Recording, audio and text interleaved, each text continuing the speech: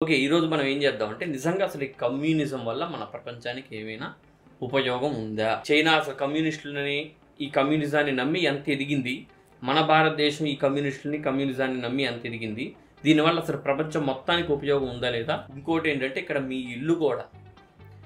ఇల్లులు కూడా ప్రైవేట్‌గా అంటే మీ సొంత పేరు మీదో, నీ పేరు మీదో ఇల్లు ఉండకూడదు. అందరికీ ఆ హక్కు ఉండదు. కొంతమందికి మాత్రమే ఉంటుంది. మీ ఇల్లులు కూడా గవర్నమెంట్ చేతుల్లోనే మన ఇండియాలో చూడండి. మన రైతులు చూడండి. ఖచ్చితంగా ప్రతి రాష్ట్రంలో రోజుకి ఎవరో ఒకళ్ళు ఎక్కడో అక్కడ చనిపోతున్నారని చెప్పి న్యూస్ పేపర్‌లో కావచ్చు, సోషల్ మీడియాలో మనం చూస్తూనే ఉన్నాం. ఏదో ఒక చోట ఎక్కడొక్కడ రైతులు చనిపోతూనే ఉంటున్నారు మన భారతదేశంలో. కానీ ఎక్కువ ప్రభావితం చేయడానికి వీళ్ళు టార్గెట్ చేసిన వ్యక్తులు విద్యార్థులు, అట్లానే అప్పటి యూత్ అన్నమాట. వీళ్ళని ఎక్కువగా టార్గెట్ చేస్తే ఏమవుతుంది, ఆటోమేటిక్‌గా వీళ్ళ కమ్యూనిజాన్ని వాళ్ళు తీసుకుంటారు. కాబట్టి ఫ్యూచర్లో కూడా ఈ కమ్యూనిజం ఉంటుందని చెప్పి ఇప్పుడు ఈ పార్టీలో ఉన్న ఈ గెలిచిన వ్యక్తులందరూ ఆలోచించి దాని తగ్గట్టుగానే ప్రయత్నం చేశారు. ఇప్పుడు అది సక్సెస్ అయింది. అట్లానే రష్యాని చూసినట్టయితే రష్యాలో కూడా అంతే. ఎవరన్నా పార్టీ గురించి తప్పుగా మాట్లాడితే రష్యాలో బతకనీరాడు. అంటే ఇట వ్యక్తిగత స్వేచ్ఛ అనేది లేదు. ఒక మనిషి తనకు నచ్చినట్టు బతకడం అనేది లేదు ఈ కమ్యూనిజంలో. ఈ కమ్యూనిస్టుల భావజాలంలో ఒక మనిషి వ్యక్తిగతంగా బతకడం అనేది లేదు. వీడు, వీళ్ళ నాన్న, వీళ్ళ తాత, వీళ్ళ వల్లే కదా ఇదంతా. వాళ్ళు కూడా అంతే కదా. మేము, మా రాజ్యం, మా దేశం, ఇంకా ప్రపంచం ఎట్లా పోయినా వీళ్ళకి సంబంధం.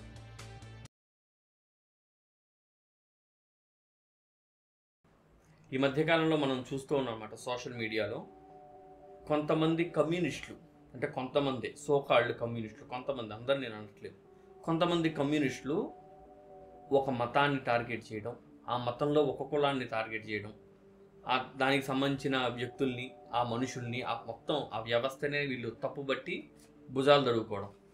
అట్లనే ఈ సనాతన ధర్మానికి సంబంధించిన కొంతమంది పార్టీలు, రాజకీయ పార్టీలను కావచ్చు, రాజకీయ వ్యక్తుల్ని కావచ్చు తప్పు పట్టడం, అంటే వాళ్ళ గురించి చండాలంగా వీడియోలు చేయడం, కావాలని టార్గెట్ చేయడం. నెలలో 2-3 వీడియోల కంటే ఎక్కువే వాళ్ళ గురించి టార్గెట్ చేస్తూ వాళ్ళ గురించి వీడియోలు పెట్టడం. ఇట్లాంటివన్నీ కూడా మనం ఎప్పటి నుంచో చూస్తూ ఉన్నాం. ఇప్పుడు ఏంటంటే బాగా ఎక్కువైపోయింది. ఎవరు ఏమనలేక వాళ్ళు, ఎవరు మమ్మల్ని ఏమనరని చెప్పి ఒక పిచ్చి ఆలోచనతో ఇలా చేస్తున్నారు. ఓకే. ఈరోజు మనం ఏం చేద్దామంటే నిజంగా అసలు ఈ కమ్యూనిజం వల్ల మన ప్రపంచానికి ఏమైనా ఉపయోగం ఉందా? నిజంగా కమ్యూనిజం అంటే ఒక మతాన్ని, ఆ మతంలో ఉన్న ఒక కులాన్ని, అట్లానే ఈ సనాతన ధర్మాన్ని, హిందూ మతాన్ని, కొంతమంది వ్యక్తుల్ని మాత్రమే టార్గెట్ చేస్తూ మాట్లాడాలి. ఇది అసలు నిజంగా కమ్యూనిజంలో ఉందా? ఇది ఎక్కడైనా చెప్పారా అనే దాని గురించి ఈరోజు వీడియోలో తెలుసుకుందాం. అట్లానే చైనా కమ్యూనిజానికి మన భారతదేశంలో ఉన్న కమ్యూనిజానికి వ్యత్యాసం ఏంటి? చైనా అసలు ఈ కమ్యూనిజాన్ని నమ్మి ఎంత ఎదిగింది? మన భారతదేశం ఈ కమ్యూనిజాన్ని నమ్మి ఎంత ఎదిగింది? దీనివల్ల అసలు ప్రపంచం మొత్తానికి ఉపయోగం ఉందా లేదా అనే దాని గురించి ఈరోజు వీడియోలో మనం పూర్తిగా తెలుసుకుందాం. వీడియో అయితే చాలా ఇంట్రెస్టింగ్గా ఉంటుంది. స్కిప్ చేయకుండా చివరి దాకా చూడండి. ఫస్ట్ అసలు కమ్యూనిస్ట్లో ఉన్న సిద్ధాంతాలు, మీకు ఏ దేశంకి వెళ్ళండి, ఏ ప్రాంతంకి వెళ్ళండి, ఎక్కడికైనా వెళ్ళండి, కమ్యూనిస్టులకంటూ, అంటే కమ్యూనిజాన్ని పాటించే వాళ్ళకంటూ కొన్ని సిద్ధాంతాలు ఉంటాయి. అది ఏ దేశంలో కావచ్చు, ఏ ప్రాంతంలో ఎక్కడైనా కావచ్చు, వాళ్ళకంటూ ఒక 4 సిద్ధాంతాలు ఖచ్చితంగా ఉంటాయి అన్నమాట. ఆ సిద్ధాంతాలు ఏంటో ఇప్పుడు చెప్తాను. ఫస్ట్ వచ్చేసరికి అందరూ సమానమే. అంటే వీళ్ళకి మతము, కులము, ప్రాంతము, వర్ణం ఇట్లాంటి భేదాలు ఏమీ లేకుండా అందరికీ సమానంగా హక్కులు ఉండాలి అనేది ఫస్ట్ వీళ్ళ సిద్ధాంతం. నెక్స్ట్ వచ్చేసరికి అసలు ప్రైవేటీకరణ అనేది ఉండకూడదు. అంటే ప్రైవేట్గా ఏది జరగకూడదు, మొత్తం వీళ్ళ గుప్పెల్లో జరగాలి. అంటే ఈ గవర్నమెంట్ ఉంటే ఆ గవర్నమెంట్కి సంబంధించి ఆ గవర్నమెంట్ మాత్రమే ఈ పనులన్నీ చేయాలి. ఉదాహరణకి ఇప్పుడు ఒక బస్ స్టాండ్ ఉందనుకోండి, మొత్తం గవర్నమెంట్ బస్సులే ఉండాలి, ప్రైవేట్ బస్సులు ఉండకూడదు. ఒక రైల్వే స్టేషన్ ఉంటే రైల్వే స్టేషన్లో మొత్తం గవర్నమెంట్వే ఉండాలి, ప్రైవేట్ ఉండకూడదు. ఇంకోటి ఏంటంటే ఇక్కడ మీ ఇల్లులు కూడా ప్రైవేట్గా, అంటే మీ సొంత పేరు మీదో, నీ పేరు మీదో ఇల్లు ఉండకూడదు. అందరికీ ఆ హక్కు ఉండదు, కొంతమందికి మాత్రమే ఉంటుంది. మీ ఇల్లులు కూడా గవర్నమెంట్ చేతుల్లోనే ఉంటుంది. మరి గవర్నమెంట్ చేతుల్లో ఉంటే నీ ఇల్లు ఎట్లా అవుతుందంటే కొన్ని రోజులు నీకు లీజ్కి ఇస్తారు. ఇప్పుడు చైనాలో జరుగుతుంది అదే.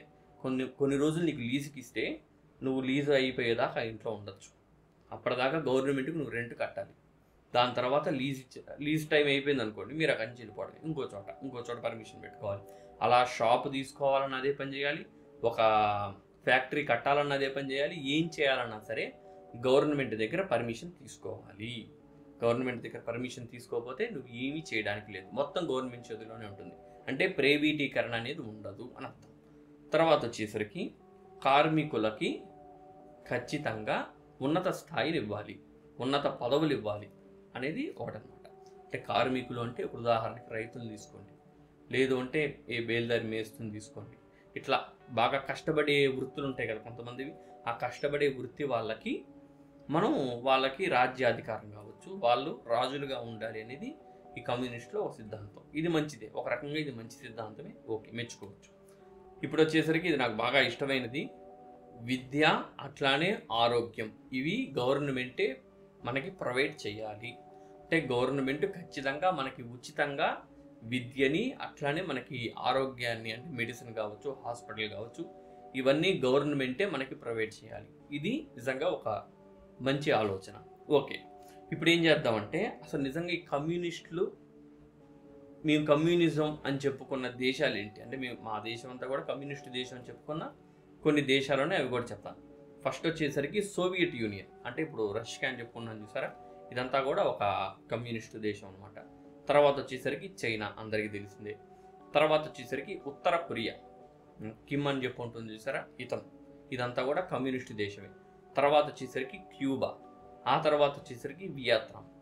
ఇప్పుడు నేను చెప్పిన దేశాలన్నీ కూడా ఇవన్నీ కమ్యూనిస్టు దేశాలు. అయితే ఇప్పుడు ఏం చేద్దామంటే అసలు నిజంగా కమ్యూనిజం వల్ల ఏం ఉపయోగం ఉంది, కమ్యూనిస్టు వల్ల ఉపయోగం ఏముంది అనేది తెలుసుకుందాం. ఉపయోగాలు ఉన్నాయి, అవి కూడా ఏంటో చెప్తా చూడండి. ఫస్ట్ వచ్చేసరికి ఈ శ్రామికుల్ని గౌరవించడం, అంటే కష్టపడి పనిచేసే వాళ్ళకి ఒక గౌరవం ఇవ్వడం, వాళ్ళకంటూ ఒక స్థాయిని మనం ఇవ్వడం. నిజంగా ఇప్పుడు చైనాలో ఉన్న రైతుల్ని చూడండి, వాళ్ళు ఉన్నత స్థాయిలో ఉంటారు. చైనాలో ఉన్న డ్రైవర్లు కావచ్చు, చైనాలో ఉన్న ఈ లారీ డ్రైవర్లు, వీళ్ళందరూ కూడా నిజంగా వాళ్ళకి రోజు వర్క్ ఉంటుంది, రోజు పని చేసుకుంటారు, వాళ్ళకంటూ ఒక గౌరవం ఉంటుంది. మన ఇండియాలో చూడండి, మన రైతులు చూడండి, ఖచ్చితంగా ప్రతి రాష్ట్రంలో రోజుకి ఎవరో ఒకళ్ళు ఎక్కడో అక్కడ చనిపోతున్నారని చెప్పి న్యూస్ పేపర్లో కావచ్చు, సోషల్ మీడియాలో మనం చూస్తూనే ఉన్నాం. ఏదో ఒక చోట ఎక్కడొక్కడ రైతులు చనిపోతూనే ఉంటున్నారు మన భారతదేశంలో. కానీ చైనాలో కావచ్చు, అట్లానే రష్యాలో కావచ్చు, ఇట్లాంటి కొన్ని దేశాల్లో రైతులు ఎక్కడా కూడా మన దేశంలో చనిపోయినట్టు అక్కడ చనిపోవట్లేదు. ఎందుకు అంటే వాళ్ళకంటూ ఉన్నత స్థాయి ఉంది, వాళ్ళకంటూ ఒక గౌరవం ఉంది, వాళ్ళకంటూ గవర్నమెంట్ సపోర్ట్ చాలా ఉంది. జపాన్ తీసుకోండి, ఎంత సపోర్ట్ ఇస్తుంది రైతులకి, ఎంతో సపోర్ట్ ఇస్తుంది జపాన్. కానీ మన భారతదేశంలో రైతు లేనిదే ఈరోజు మనకి లేదు. కానీ మన భారతదేశంలో అట్లాంటి రైతుకి మనం గౌరవించలేకపోతున్నాం. తర్వాత వచ్చేసరికి విద్య, ఆరోగ్యం, ఇవన్నీ కూడా మనం ఇందా చెప్పుకున్నట్టు ఇవన్నీ ఖచ్చితంగా ఉండాలి. మన దేశంలో కూడా ఇవి ఉండాలి. చైనాలో చూస్తే ఈరోజు వాళ్ళకి విద్య, ఉద్యోగం మొత్తం ఫ్రీ. వియత్నాం చూసుకుంటే అచ్చంగా వియత్నాంలో గవర్నమెంట్ చదివించిన డాక్టర్లు ఎంతోమంది ఉన్నారు, మన భారతదేశంలో ఎంతమంది ఉన్నారు. తర్వాత వచ్చేసరికి కులము, మతము, ఇవన్నీ భేదాలు లేకుండా చూడటం, ఇదంతా సాధ్యమా అంటే ఖచ్చితంగా మన భారతదేశంలో అయితే నాకు తెలిసి సాధ్యం కాదు. ఇప్పటికిప్పుడే ఏం జరిగేవి కాదు. ఇంకో 500 సంవత్సరాలు పోయినా సరే మన భారతదేశంలో కుల మత భేదాలు ఉంటాయి. మనం చిన్నప్పటి నుంచి కావచ్చు, మన పురాణాల్లో కావచ్చు, పూర్వం కావచ్చు, ఈ కుల మత భేదాలతోనే మనం ఎక్కువగా వింటూ ఉన్నాం, చూస్తూ ఉన్నాం. కాబట్టి ఇవి పోతాయి అంటే పోవు. కానీ ఈ కమ్యూనిస్టులకి ఇవన్నీ పెద్దగా నచ్చవు. ఈ కమ్యూనిస్టులకు నచ్చవు కాబట్టి ఇవి పోవాలని చెప్పి వీళ్ళు అనుకుంటారు. ఒకవేళ వీళ్ళు అధికారంలోకి వస్తే ఇవి ఖచ్చితంగా పోగొడతారు, అదైతే గుర్తుపెట్టుకోండి. తర్వాత వచ్చేసరికి ఇప్పుడు ఈ కమ్యూనిస్టుల వల్ల ఉన్న నష్టం ఏంటి, నష్టాలు చాలా ఉన్నాయి, అవేంటో కూడా నేను చెప్తాను వీడియో చివరిలో చెప్తాను. దానికంటే ముందేం చేద్దాం అంటే చైనా కమ్యూనిస్టులకి, మన భారతదేశంలో కమ్యూనిస్టులకి, అంటే చైనాలో ఈ కమ్యూనిజం అనేది ఎలా స్టార్ట్ అయింది, మన భారతదేశంలో ఎలా స్టార్ట్ అయింది ఏంటి అనేది కూడా మనం తెలుసుకుందాం. ఫస్ట్ చైనా కమ్యూనిజానికి వస్తే 1921లో ఈ చైనాలో CCP అనే ఒక పార్టీని పెట్టారనమాట. అంటే చైనా కమ్యూనిటీ పార్టీ. ఇది వచ్చేసరికి 1921లో స్టార్ట్ అయింది. ఈ పార్టీ పెట్టడానికి ముఖ్య కారణం కూడా ఏంటంటే విద్యార్థులకు కావచ్చు, రైతులకి, కష్టపడే వాళ్ళకి అండగా ఉండాలి, వాళ్ళకి మనం ఈ దేశం యొక్క బాధ్యత వాళ్ళకి అప్పచెప్పాలి, వాళ్ళు లేనిదే ఈ దేశం లేదు అని చెప్పి ఒక ఆలోచనతో, అందరం సమానమే అని చెప్పి ఒక ఆలోచనతో చైనాలో CCP అనే ఒక పార్టీని పెట్టారు. అయితే ఈ పార్టీ బలోపేతం అవ్వడానికి, అంటే స్ట్రాంగ్ అవ్వడానికి 1949 దాకా పట్టింది. అంటే దాదాపుగా 30 సంవత్సరాల దాకా ఈ పార్టీకి అంత బలం లేదు. కానీ ఒకే ఒక వ్యక్తి వల్ల చైనాలో ఈ కమ్యూనిజం అనేది చాలా బలోపేతమైంది. అతనే మావో జెడాంగ్. ఇతను ఈ పార్టీని కానీ ఈ కమ్యూనిజాన్ని కానీ బలోపేతం చేయడం కోసం చైనాలో దాదాపుగా 9000 కిలోమీటర్లు ఇతను ప్రయాణం చేశాడు. అంటే ఈ యొక్క కమ్యూనిజాన్ని చైనాలో ఇతను చెప్పడం, ఈ కమ్యూనిజాన్ని బలోపేతం చేయడం కోసం 9,000 కిలోమీటర్లు ఇతను ప్రయాణం చేసి ఈ కమ్యూనిజం కోసం మొత్తం చైనాలో ఇదన్నంతా ప్రకటన చేశారనమాట. 1949 నుంచి 50 మధ్యలో ఈ మావో జెడాంగ్ అనే వ్యక్తి, ఇతన్ని మనం మావో అని పిలుచుకోవచ్చు, మావోయిజం అంటారు చూసారా, ఇతని నుంచే వచ్చిందనమాట. ఈ మావో ఏం చేశారంటే 1949లో పీపుల్ రిపబ్లిక్ ఆఫ్ చైనా అని చెప్పి ఒకటి స్థాపన చేశాడు. అప్పటి నుంచి ఇతన్ని మావోయిజం అంటే ఈ కమ్యూనిజాన్ని మావోయిజం అని పిలవడం కూడా మొదలైందనమాట. ఇందాక చెప్పుకున్నాను చూసారా, ఇతను ఈ కమ్యూనిజాన్ని ఎక్కువ ప్రకటన చేయడం కోసం 9,000 కిలోమీటర్లు తిరిగాడని. ఈ ప్రభావం వల్ల 1945 నుంచి 1949 ఈ మధ్య కాలంలో చైనాలో కమ్యూనిస్టు పార్టీ అనేది అధికారంలోకి రావడం జరిగింది. చియాంగ్ కేసే నేతృత్వంలో ఇతను ఈ పార్టీకి ఆ టైంలో హెడ్ అనమాట. ఈయన నేతృత్వంలో ఈ పార్టీ 1949లో ఈ పార్టీ అయితే చైనాలో గెలవడం జరిగింది. అప్పటి నుంచి చైనా ఒక కమ్యూనిస్టు దేశంగా ప్రకటించడం కూడా జరిగిందనమాట. గెలిచిన దగ్గర నుంచి వీళ్ళ ఆలోచన ఏంటంటే చైనా సంస్కృతిని నాశనం చేసి ఈ కమ్యూనిస్టు సంస్కృతిని ఆ చైనాలో ప్రభావితం చేయాలి. ఎక్కువ ప్రభావితం చేయడానికి వీళ్ళు టార్గెట్ చేసిన వ్యక్తులు విద్యార్థులు, అట్లానే అప్పటి యూత్ అనమాట. వీళ్ళని ఎక్కువగా టార్గెట్ చేస్తే ఏమవుతుంది, ఆటోమేటిక్గా వీళ్ళ కమ్యూనిజాన్ని వాళ్ళు తీసుకుంటారు. కాబట్టి ఫ్యూచర్లో కూడా ఈ కమ్యూనిజం ఉంటుందని చెప్పి ఇప్పుడు ఈ పార్టీలో ఉన్న గెలిచిన వ్యక్తులందరూ ఆలోచించి దాని తగ్గట్టుగానే ప్రయత్నం చేశారు. ఇప్పుడు అది సక్సెస్ అయింది. దీనివల్ల అప్పట్లో ఉన్న చాలామంది చైనా ప్రజలు చాలా ఇబ్బందులు కూడా పడ్డారు. ప్రస్తుతం చైనా ఎట్లా ఉంది అంటే మనందరికీ తెలియంది ఏం కాదు, చైనా ఎంతో స్థాయికి వెళ్ళింది. నిజంగా 1949 నుంచి ఈ చైనా డెవలప్మెంట్ అనేది ఎక్కడా ఆగలేదు. దాని తగ్గట్టుగానే చైనాలో ఎన్నో దారుణాలు కూడా జరిగాయి. చైనా వల్ల రీసెంట్గా మనం చూసాం, కరోనా వచ్చింది. చైనా వల్ల ఇలాంటి ఎన్నో దారుణాలు చాలా జరిగాయి. చైనా మాత్రం ఉన్నత స్థాయిలో ఉంది, ఎంతో బలంగా ఉండే దేశం. ఆర్మీ విషయాల్లో కావచ్చు, విద్యా వ్యవస్థలో కావచ్చు, దాదాపుగా 98% అక్కడ వాళ్ళందరూ చదువుకున్న వాళ్ళే. చాలా ధనిక దేశం కూడా. కాబట్టి ఏ విషయంలో తీసుకున్నా చైనా అనేది చాలా ఉన్నత స్థాయిలోనే ఉంది. ఇప్పుడు మన భారతదేశం గురించి తెలుసుకుందాం. 1925లో సిపిఐ అనే ఒక కమ్యూనిస్టు పార్టీ పెట్టడం జరిగింది. ఈ సిపిఐ అంటే కమ్యూనిస్ట్ పీపుల్ ఆఫ్ ఇండియా. ఈ పార్టీ ఎందుకు పెట్టారంటే బ్రిటిష్ వాళ్ళు మన రైతుల దగ్గర చేస్తున్న దారుణాలని అడ్డుకోవడం కోసం ఈ కమ్యూనిస్ట్ పార్టీ పెట్టడం జరిగింది. అంటే రైతుల కోసం, అచ్చంగా రైతుల కోసం మాత్రమే ఈ పార్టీ పెట్టడం అయితే జరిగింది. ఈ పార్టీ ఏ ప్రాంతంలో ఎక్కువ బలంగా ఉండేదంటే ముంబై, కేరళ, అట్లానే బెంగాల్లో ఈ పార్టీ బలం ఎక్కువగా ఉండేదన్నమాట అప్పట్లో. ఇదే కాకుండా 1941 నుంచి 1951 ఈ మధ్యకాలంలో తెలంగాణలో రైతులు జమీందారుల మీద, అట్లానే అప్పుడు ఉన్న నిజాం ప్రభుత్వం మీద ఎక్కువ వ్యతిరేకతతో అక్కడున్న రైతులు ఉద్యమం చేయగా ఈ కమ్యూనిస్టులు కూడా రైతులకి సహాయంగా వెళ్ళడం జరిగింది. వాళ్ళ మీద గెలవడం జరిగింది. రైతులకి ఒక స్వేచ్ఛనివ్వడం కూడా జరిగింది. అట్లానే ఈ పోరాటం అంటే ఈ తెలంగాణలో చేసిన ఈ పోరాటం అప్పట్లో భారతదేశం మొత్తం కూడా ఈ కమ్యూనిస్టుల గురించి ఎక్కువగా తెలియడం కూడా మొదలైందనమాట. అట్లానే 1964లో సిపిఐలో కొన్ని వ్యత్యాసాలు వచ్చినాయి. అంటే ఇప్పుడు నేను ఇందాక చెప్పినట్టు చైనా కమ్యూనిజం ఒకలాగా ఉంటుంది, రష్యాలో ఒకలాగా ఉంటుంది. ఇప్పుడు మన భారతదేశంలో కూడా ఒక రకమైన కమ్యూనిజం, ఈ పార్టీలోనే కమ్యూనిస్టులోనే ఇంకో భావజాలం పుట్టి సిపిఐ నుంచి సిపిఐఎం మొదలైందనమాట. అది కాకుండా 1957 కేరళలో మొట్టమొదటిసారి కమ్యూనిస్టు పార్టీ అధికారంలోకి వచ్చింది. అప్పటి కమ్యూనిస్టు సీఎం పేరు వచ్చేసరికి ఈఎంఎస్ సంబూదిరి పాడు. ఈయనే ఈ పార్టీకి మొట్టమొదటి సీఎం కూడా. అది ఈ రకంగా రెండు దేశాల్లో ఈ కమ్యూనిజం అనేది పుట్టడం జరిగింది. ఇప్పుడు మనం చూసినట్టయితే అసలు నిజంగా ఈ కమ్యూనిజంలో ఎక్కడైనా సరే ఒక మనిషిని కించపరిచి మాట్లాడండి అని ఉందా, కానీ మన ఇండియాలో మాత్రం ఈ కమ్యూనిస్టులు చూసారు. ఇప్పుడు కమ్యూనిస్టు భావజాలం ఏంటి, అందరూ సమానంగా చూడాలి, ప్రతి ఒక్కరిని సమానంగా చూడాలి అనేది వీళ్ళ మెయిన్ ముఖ్య సిద్ధాంతం. కానీ ఇక్కడ మాత్రం వీళ్ళు చేసేవన్నీ మన భారతదేశంలో కొంతమంది, అందరూ కాదు, కొంతమంది చేసేది నిజంగా వాళ్ళ గురించి చెప్పడం అనేది మనం ఇంకా వాళ్ళ ఆలోచనలకే వదిలేయాలి, వాళ్ళు ఏం చేస్తున్నారు అనేది. నిజంగా ఇప్పుడు కమ్యూనిజం వల్ల ఉన్న నష్టాలు ఏంటో చెప్తా చూడండి.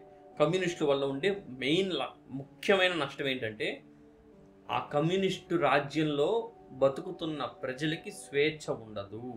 మీరు ఉత్తర కొరియాని చూడండి, ఇప్పుడు రష్యాని చూడండి. రష్యాలో ఎవరైనా ప్రభుత్వాన్ని వ్యతిరేకించినట్టు సోషల్ మీడియాలో కావచ్చు ఎక్కడన్నా వాళ్ళు మాట్లాడితే నెక్స్ట్ రోజు వాడు కనిపించడు. తెలుసా ఈ విషయం మీకు? చైనాలో తన పార్టీ, ఇప్పుడున్న కమ్యూనిస్టు పార్టీ గురించి, అక్కడ ప్రధాని గురించి కావచ్చు, ఎవరి గురించి అయినా ఆ పార్టీ గురించి ఏదైనా తప్పుగా మాట్లాడి సోషల్ మీడియాలో పెడితే వాడు నెక్స్ట్ రోజు కనిపించడు. ఎట్లా చచ్చిపోయాడో కూడా తెలియదు వాడు. ఇప్పుడు కొరియాని చూడండి, ఉత్తర కొరియాని చూడండి, వాడు నిజంగా ప్రజల్ని అసలు ఏం చేస్తున్నాడు ప్రజల్ని. మనమందరం ఈ ఉత్తర కొరియా అనగానే విచిత్రంగా చూస్తున్నాం. అట్లానే రష్యాని చూసినట్టయితే రష్యాలో కూడా అంతే. ఎవరన్నా పార్టీ గురించి తప్పుగా మాట్లాడితే రష్యాలో బతకనీరాడు. అంటే ఇట వ్యక్తిగత స్వేచ్ఛ అనేది లేదు. ఒక మనిషి తనకు నచ్చినట్టు బతకడం అనేది లేదు ఈ కమ్యూనిజంలో. ఈ కమ్యూనిస్టుల భావజాలంలో ఒక మనిషి వ్యక్తిగతంగా బతకడం అనేది లేదు. నెక్స్ట్ వచ్చేసరికి వీళ్ళ వల్ల వేరే దేశాలకు ఉన్న ముప్పు, అంటే దుర్వినియోగం, అంటే ఉన్నవన్నీ ఎలా పెడితే అలా చేయడం. అది ఉదాహరణకి చైనా చూడండి, కరోనా మొత్తం ప్రపంచం అంతా నాశనం అయిపోయింది ఆ కరోనా వల్ల. రీసెంట్గా మొన్న ఒక వారం రోజుల క్రితమేమో చూశాను, చైనాలో ఉన్న ఇద్దరు సైంటిస్టులు అమెరికాలో పంట పొలాలను నాశనం చేయడానికి ఒక వైరస్ని తయారు చేశారట. అంటే ఏం చేద్దామని దేశాన్ని. అట్లనే ఉత్తర కొరియా నుంచి మనం ఎంత తక్కువ మాట్లాడితే అంత మంచిది. ఎందుకంటే అక్కడ ఉన్న ప్రజలు కావచ్చు, వాళ్ళ జీవన విధానం కావచ్చు, వీడు కావచ్చు, వీళ్ళ విధానం అంతా అసలు విచిత్రంగా ఉంటుంది. ఇదంతా ఎట్లా వచ్చింది? వీళ్ళంతా కమ్యూనిస్టుల వల్లే కదా ఈ ఆలోచనలు వచ్చాయి. వీడు, వీళ్ళ నాన్న, వీళ్ళ తాత, వీళ్ళ వల్లే కదా ఇదంతా. వాళ్ళు కూడా అంతే కదా, మేము, మా రాజ్యం, మా దేశం, ఇంకా ప్రపంచం ఎట్లా పోయినా వీళ్ళకి సంబంధం లేదు. ఇదొకటి. తర్వాత వచ్చేసరికి ఇందాక చెప్పినట్టు ప్రజలకి వ్యక్తిగత స్వేచ్ఛ అనేది ఉండదు. నాకు ఒక ఆలోచన ఉంటుంది, నాకేదో చేయాలనిపిస్తుంది, ఆ స్వేచ్ఛ అనేది ఉండదు ఆ దేశంలో. ఉదాహరణకి క్యూబాని తీసుకోండి. క్యూబాలో 99% అందరూ చదువుకున్న వాళ్ళే, కానీ ఎంత పేద దేశం క్యూబా, ఎంతో పేద దేశం. మరి అక్కడ ఎందుకు అట్లా జరుగుతుంది? ప్రతి ఒక్కరు డాక్టర్ లేని వాళ్ళే. ఇందాక చెప్పుకున్నాం కదా, గవర్నమెంట్ వల్ల డాక్టర్ అయిన వాళ్ళు ఎక్కువ మంది ఉన్నారు అక్కడ. అంటే గవర్నమెంట్ ఉచితంగా డాక్టర్ని ఎంతోమందిని తయారు చేసింది క్యూబాలో. కానీ ఈరోజు చూడండి అక్కడ ఏం జరుగుతుందో. ఇంకోటి వచ్చేసరికి మీకు చైనాలో కావచ్చు, రష్యాలో కావచ్చు, ఏ దేశంలో కూడా ప్రజలు రోడ్డు మీదకు వచ్చి గొడవలు చేయడం ఎక్కడన్నా చూసారా? మన భారతదేశంలో మనకి ఒక హీరోకి జరిగిన చిన్న సంఘటన వల్ల ఎంతమంది రోడ్ల మీదకి వచ్చారు మొన్న. అట్లాంటిది చైనాలో ఇలాంటివన్నీ చేస్తే చంపుతారు, నుంచున్న చోటే నరికేస్తారు. రష్యాలో ఇవన్నీ చేస్తే నుంచున్న చోటే నరికేస్తారు. అసలు కొరియాలో అయితే అసలు ఇవి చేయడానికి వాడికి ఆలోచనలు కూడా రావు ప్రజలకి. వాడి కోసం వాడు ఉద్యమం చేయడానికి లేదు. ఉద్యమం అనేది ఉండదు. అంటే ప్రజలు వాళ్ళ కోసం వాళ్ళు అనుకున్న భావజాలం కావచ్చు, ప్రజలు అనుకున్నది కానీ చెప్పడానికి లేదు. నెక్స్ట్ వచ్చేసరికి ప్రభుత్వం చేతిలోనే మొత్తం ఉండడం. మన దేశంలో ప్రైవేట్ స్కూళ్ళు ఉన్నాయి, ప్రైవేటు సంబంధించిన హాస్టల్స్ ఉన్నాయి, ప్రైవేట్ రైల్వే, ఇప్పుడు రీసెంట్గా ప్రైవేట్ రైళ్లు కూడా వస్తున్నాయి, ప్రైవేట్ బస్సులు ఉన్నాయి, ప్రైవేట్ సంస్థలు ఉన్నాయి, ప్రైవేట్కి సంబంధించిన ఫ్యాక్టరీలు ఉన్నాయి, ప్రైవేట్ షాపులు ఉన్నాయి, మనందరికి ఇల్లులు ఉన్నాయి. ఈ కమ్యూనిస్ట్ భావజాలం ఉంటే ఏ ఉపయోగం లేదు, ఇవన్నీ ఉండవు మనకి. కాబట్టి వీటి వల్ల నష్టాలు, నిజంగా కమ్యూనిజం వల్ల నష్టాలు ఎక్కువ ఉన్నాయి లాభాల కంటే. కాబట్టి ఒకసారి మీరే ఆలోచించండి. దీనివల్ల మీరేమనుకున్నారో కింద కామెంట్లో చెప్పండి. నేను రాసుకున్న పాయింట్లు కొన్ని ఉన్నాయి, అవన్నీ నేను చెప్పాను. నిజంగా ఏ కమ్యూనిస్ట్ ఈ వీడియో చూసి వాళ్ళు ఏ భావంతో ఉంటారో నాకు తెలియదు, కానీ ఈ కమ్యూనిజం అనేది అయితే నాకు పెద్దగా నచ్చదు. దీనివల్ల పెద్దగా ఉపయోగం అయితే లేదు. ఇది కరెక్ట్ కాదు. ఈ కమ్యూనిజం అనేది అంత కరెక్ట్ కాదు. మీరే ఒకసారి ఆలోచించుకొని మీరేమనుకున్నారో కింద కామెంట్లో చెప్పండి. ఈ వీడియోని లైక్ చేయండి, షేర్ చేయండి, సబ్స్క్రైబ్ చేయండి. ఇట్లాంటి వీడియోలు మరిన్ని కావాలంటే ఇంకో వీడియోతో మళ్ళీ మనం నెక్స్ట్ వీడియోలో కలుద్దాం. ఇక సెలవు, నమస్కారం.